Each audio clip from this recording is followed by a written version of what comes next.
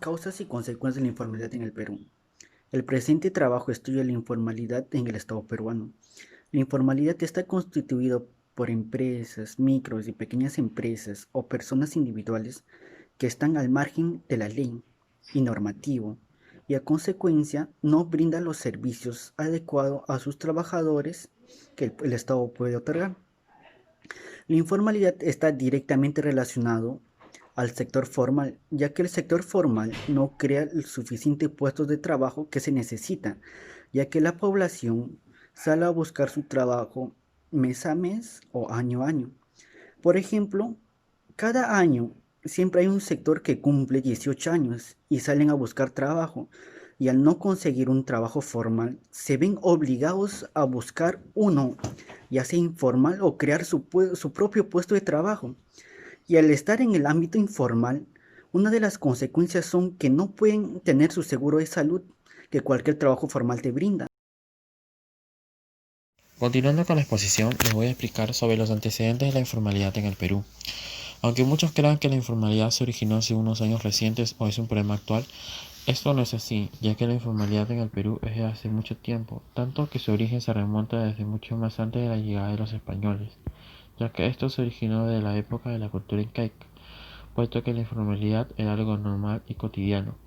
donde al no existir una moneda empleaban la técnica de trueque, por lo que en cada esquina existía una persona que trabajaba con esta técnica. A estas personas se le llamaban pregoneros, lo que hoy en día le llamaríamos ambulantes.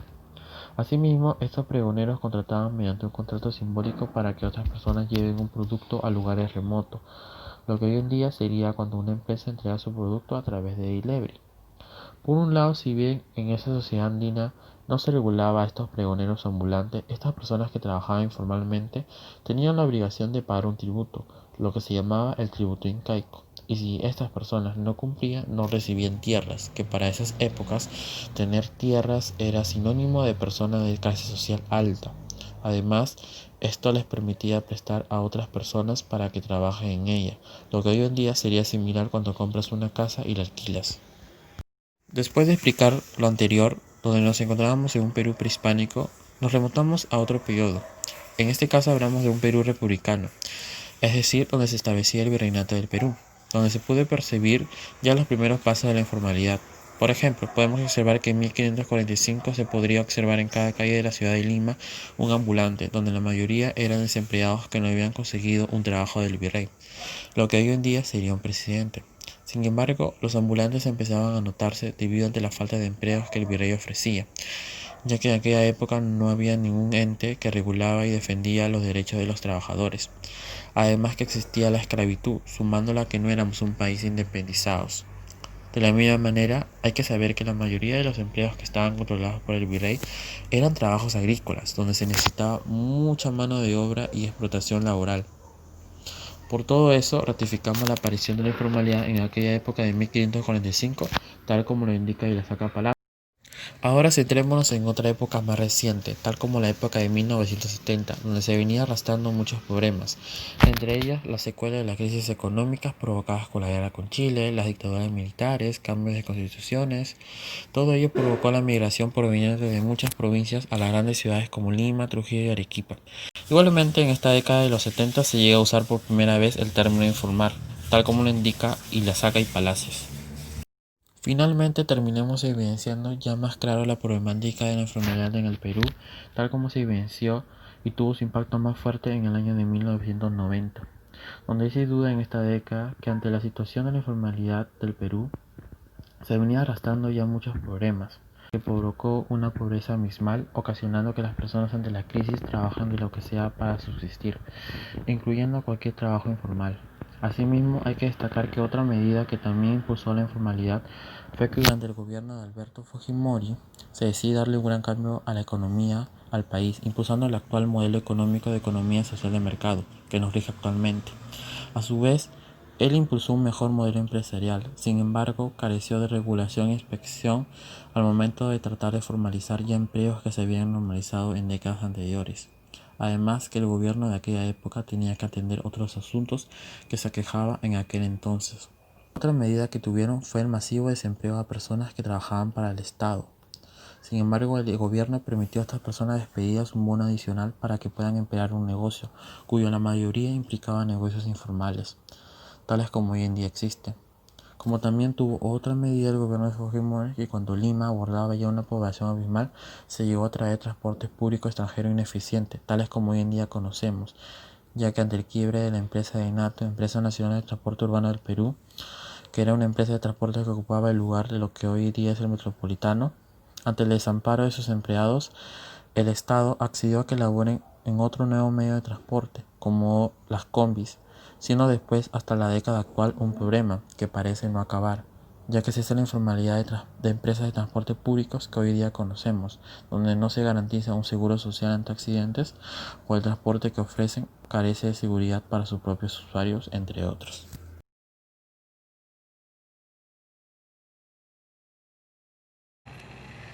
Al hablar de informalidad, encontramos un conjunto de actividades económicas fuera de contexto normativo,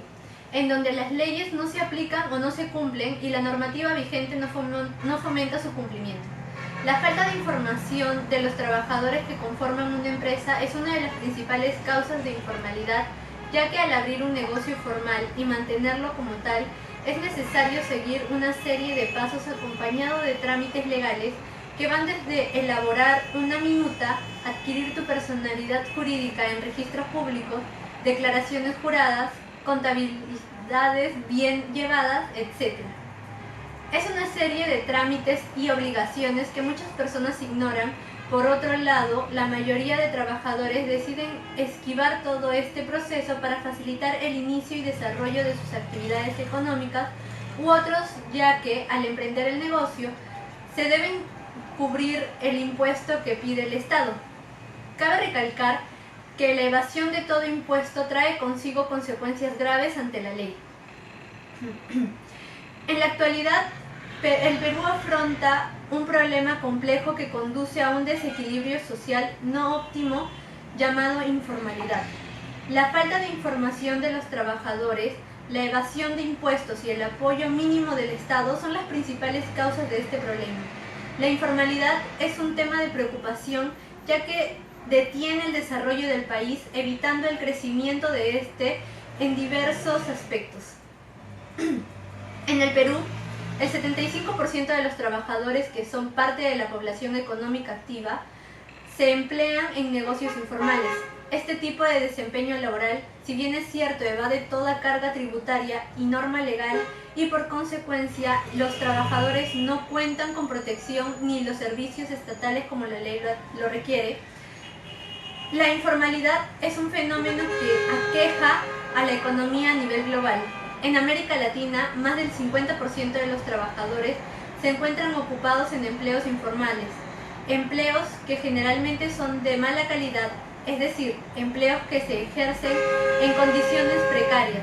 sin protección ni derechos y con bajos salarios y sin ningún tipo de estabilidad.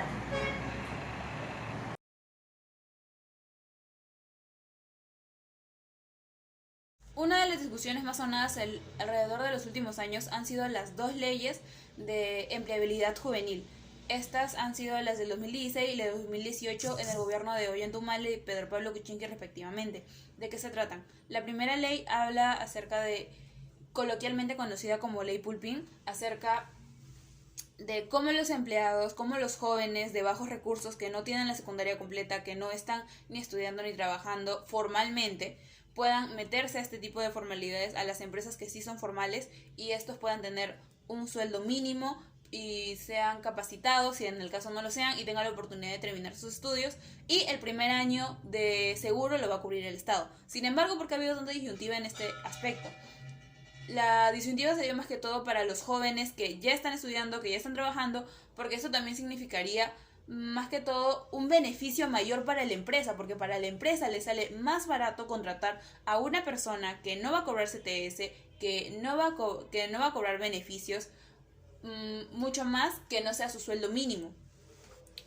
Y esta ley no va más en contra de los beneficios que te quitan, sino de las oportunidades, porque a las personas que ya tienen sus cosas, que ya tienen su título, a pesar de decir que esto no va a afectar, las empresas por querer un mayor beneficio, por querer un mayor sentido económico, van a preferir a estos jóvenes que no van a tener los mismos recursos, que no van a tener las mismas oportunidades. Sin embargo, hay distintas maneras por las cuales también podemos evadir la formalidad, no simplemente quitando derechos, sino agregando oportunidades, ya sea a través de becas o a través de programas que puedan ayudar a los jóvenes a poder implementarse, a terminar la secundaria que no pudieron terminar, para que estos puedan postular un buen trabajo y que así podamos combatir la informalidad de manera más consciente, no tratando de disminuir los derechos y tratando de denigrar a los otros, porque al quitar derechos de otras personas, también nos estamos denigrando a nosotros y los estamos infravalorizando.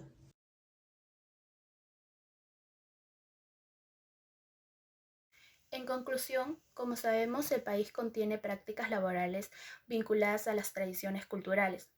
Dentro de esta diversidad se encuentran las prácticas informales, con sus propios matices y peculiaridades.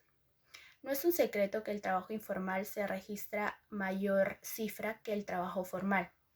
Y esta situación es una respuesta de la población ante la necesidad económica laboral, más aún del sector más vulnerable de la población, ya que cuentan con poco capital y se ven obligados a asumir una práctica informal laboral como alternativa ante las dificultades económicas. La informalidad distorsiona la economía del país, ya que genera un factor externo negativo sobre la eficiencia, ya que las actividades informales utilizan y congestionan la infraestructura pública sin contribuir con los ingresos tributarios necesarios para abastecerla. Y debido a esto, el sector informal implica un menor crecimiento de la productividad. Aunque la formalidad involucra procesos costosos y largos en términos de ingresar a este sector, como el de registros y de inscripción, en términos de mantenerse también, como el de pagar impuestos, cumplir con las normas referidas a beneficios laborales, de salud, remuneraciones, entre otros, conlleva grandes beneficios para las empresas formales, como el respaldo del sistema judicial para la resolución de conflictos y cumplimientos de contratos, el acceso a instituciones financieras para obtener algún crédito, diversificar riesgos y más aún el de poder expandirse a mercados tanto locales como internacionales. Estos beneficios no solo ayudarían a la empresa formal, sino a la economía del país en conjunto.